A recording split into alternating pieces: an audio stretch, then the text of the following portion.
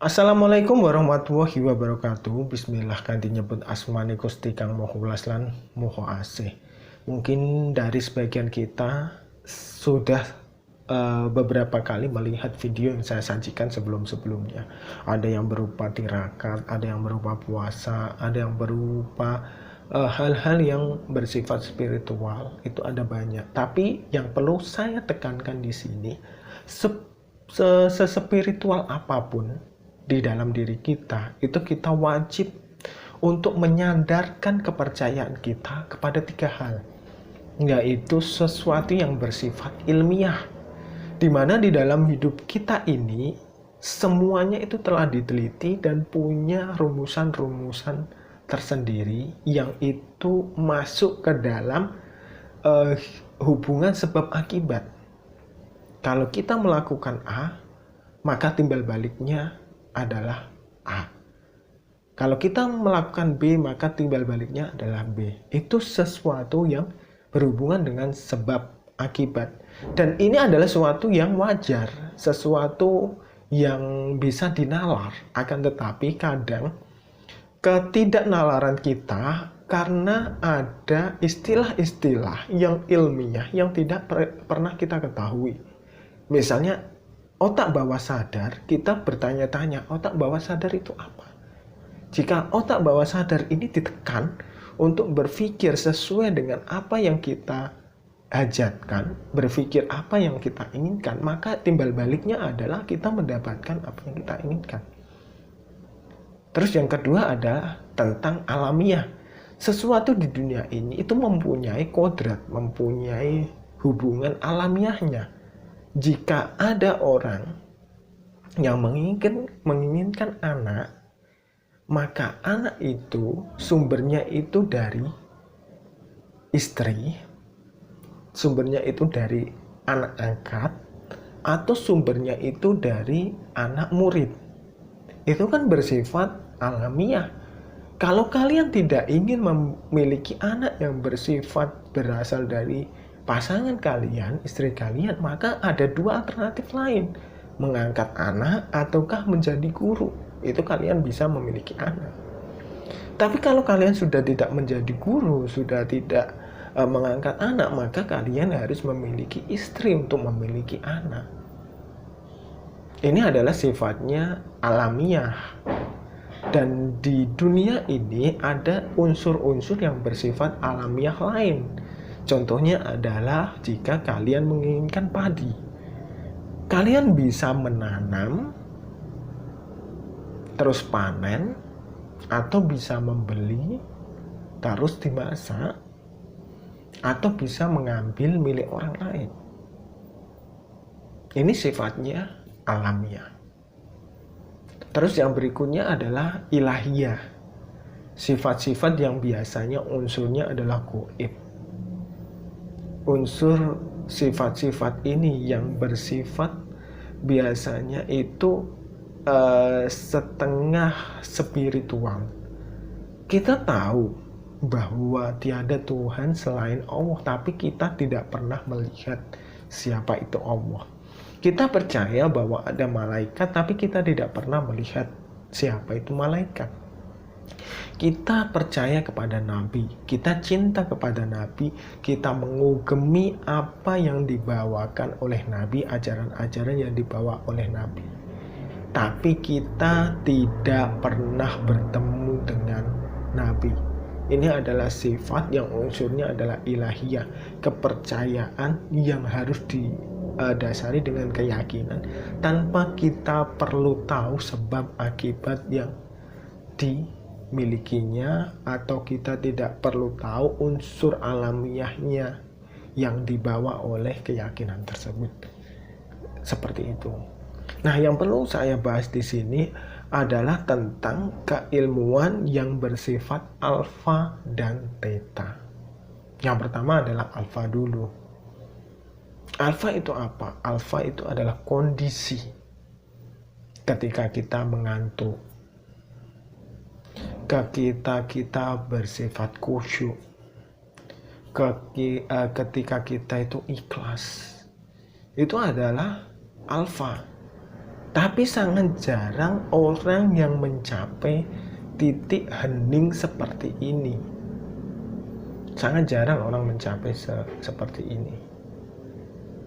Kalian pernah mendengar pasti kita disarankan untuk menjadi orang yang khusyuk dalam sholatnya. Apakah kalian pernah merasakan kekhusyukan ini? Paling posisi ini, alfa ini itu kalian rasakan itu ketika kalian ngantuk itu aja. Selain itu, saya rasa hampir sebagian besar orang di sekitar kita itu tidak merasakan gelombang yang bersifat alfa ini.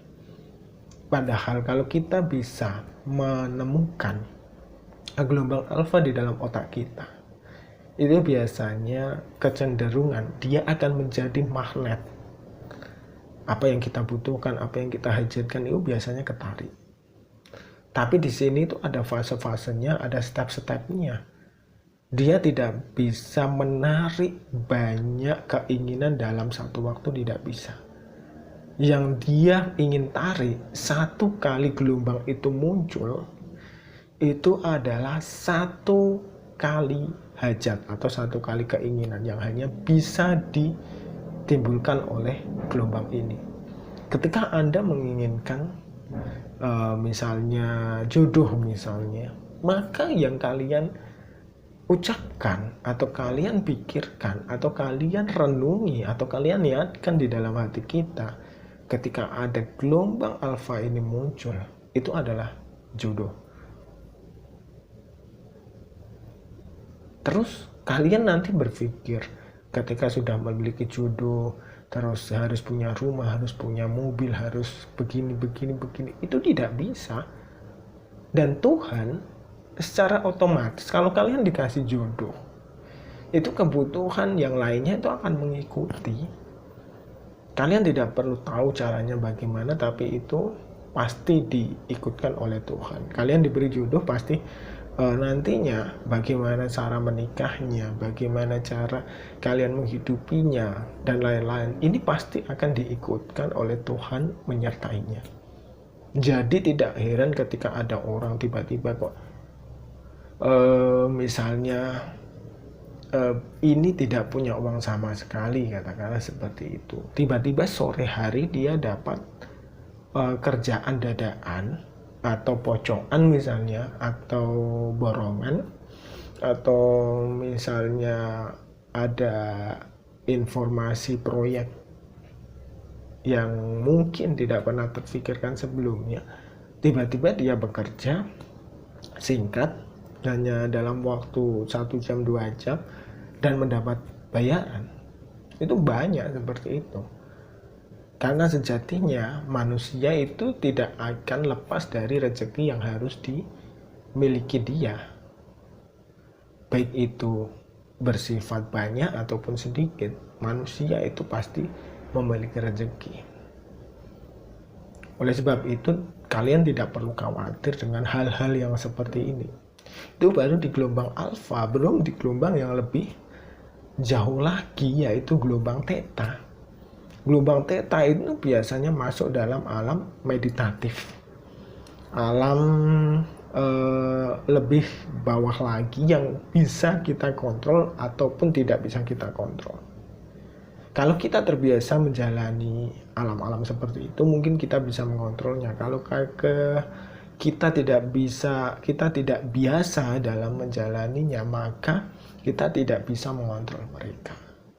Misalnya mimpi, kalau orang yang memang terbiasa untuk bersinggungan dengan alam theta seperti ini, dia bisa mengontrolnya. Saya pengen kesini. Kalau di alam seperti ini saya ingin melakukan ini. Kalau di sini saya ingin melakukan ini. Itu bisa. Makanya ada orang yang bisa meraga sukma, bisa melakukan ilmu terawangan dan lain-lain. Itu adalah gelombang-gelombang ini yang digunakan. Gelombang alfa, gelombang theta. Ini dimensinya itu lebih tajam. Pernah kita mendengar keajaiban tentang ilmu yang dimiliki oleh jin. Jinnya siapa? Jinnya Nabi Sulaiman. Ketika dia memindahkan singgasananya Ratu Bilqis dalam sekejap mata, itu kan pasti sungguh sulit dalam pandangan orang awam seperti kita. Tapi dalam perjalanan spiritual itu adalah sesuatu yang mudah untuk memindahkan suatu zat dari satu tempat ke tempat yang lain dengan hitungan cahaya. Bahkan diteliti oleh Albert Einstein secara ilmiah itu bisa, tapi akan ada suatu perubahan bentuk yang mungkin bisa terjadi dengan alasan A, B, dan C, yang mungkin kalian bisa browsing atau googling lah hal-hal seperti itu. Itu baru seperti itu. Belum lagi kalau kita melihat perjalanan Nabi Muhammad Isra Mi'raj, apakah di pikiran manusia secara umum itu bisa diterima? Tentu tidak. Ini adalah perjalanan spiritual yang memerlukan ribuan waktu cahaya untuk bisa menembus langit, hingga ketemu dengan surga neraka, hingga ketemu dengan perpindahan tempat ke tempat lain dalam sekejap mata. Itu adalah perjalanan spiritual yang bisa dibuktikan secara ilmu konsep spiritual seperti ini. Tapi kalau kita menganggapnya itu hoax atau mustahil seperti orang-orang Quraisy yang diceritakan Nabi itu tidak percaya, terus ada Abu Bakar yang percaya, maka itu bisa saja dikatakan hoax. Tapi kalau orang yang terbiasa melakukan hal-hal yang sifatnya spiritual, itu pasti ngerti. Makanya ketika para wali dulu menyebarkan agama di Jawa, di Indonesia, itu mereka tidak kaget bahwa di surga itu ada air yang di bawahnya mengalir sungai-sungai, ada tempat yang teduh, yang rindang, yang berbukit-bukit dan hijau. Di Indonesia sudah ada seperti itu. Maka mereka ya percaya. Terus ada lagi yang buah begini. Kalau dia adalah orang-orang yang berasal dari Timur Tengah, yang di sana tidak ada buah-buahan, mereka sudah mengatakan secara luar biasa. Tapi bagi orang Indonesia sendiri, hari itu adalah hal yang biasa.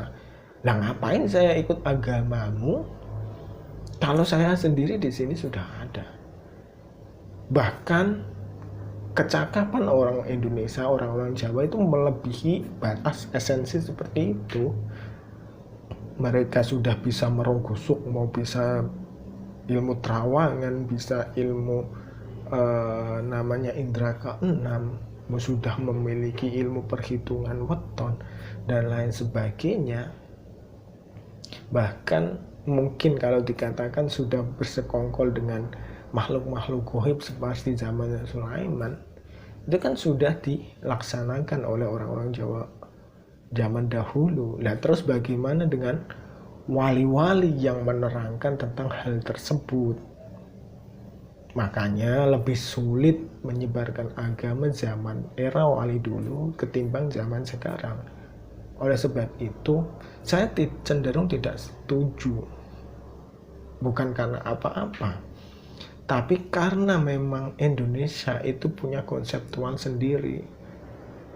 Kalian tidak usah terus memaksakan orang Indonesia yang begini terus menjelek-jelekkan wali zaman dahulu. Seperti Sunan Kalijogo kan sudah bilang bahwa lewat tembangnya ler iler, orang zaman dahulu itu yang penting itu mengislamkan dulu, mengenalkan dulu. Ketika semua sudah Islam, tugasmu itu akan lebih mudah. Tapi ketika kalian diberi tugas yang lebih mudah itu menjelekkan orang-orang dahulu, kenapa ada kemenyan, kenapa ada buhur, kenapa ada dupa, kenapa ada ingkong, kenapa ada selamatan, kenapa ada sesajen, kenapa ada bunga-bungaan, kenapa ada ziarah kubur dan lain sebagainya, kok itu dijelekkan? Maka bisa dipastikan ada suatu momen nanti kalau dihubungkan dengan siapa itu yang di Magelang itu, Syekh Subakir itu, Sabdo Palon itu, maka itu akan dijalik balik. diambil balik, dan suatu saat kepercayaan Islam itu ada, tapi kembalinya adalah ke arah kepercayaan luhur budi. Mereka akan memiliki agama yang disebut kepercayaan kapitayan. Mereka lebih mengedepankan sisi positifnya daripada sisi-sisi yang lain. Mereka menganggap semua agama itu sama. Karena apa? Karena mereka sudah menganggap bahwa Islam yang sekarang ini tersebar itu sudah tidak aman. Islam yang sekarang tersebar itu sudah tidak seperti dulu, yang saling mengayomi, yang saling mensupport, tapi cenderungnya itu saling menyalahkan. Jika ada suatu kelompok yang tidak sesuai dengan kelompoknya, itu dibid'ahkan, dijelekkan, dan lain sebagainya. Maka mereka itu yang penting kita menjadi orang baik, itu aja. Oke, seperti itu teman-teman. Semoga kita bisa mencoba untuk menjadi pribadi yang khusyuk tadi. Khusyuk dalam artian selalu mengedepankan 3 unsur, ilmiah, alamiah, dan ilahiyah. Karena ketiga unsur ini itu saling berkaitan. Jangan terus sedikit-sedikit itu dikaitkan dengan ilmu yang sifatnya goib. Sedikit-sedikit santet, sedikit-sedikit apa-apa. Itu hal-hal seperti itu bisa mengedonkan diri kita. Karena di dalam diri kita sebenarnya itu ada proteksi. Dan proteksi ini akan melemah jika alam bawah sadar kita itu juga dilemahkan. Walaupun mereka bisa menyerang, tapi kalau proteksi kita kuat, tetap mereka akan kembali mental seperti itu. Semoga bermanfaat dan sampai jumpa di video selanjutnya. Wassalamualaikum warahmatullahi wabarakatuh.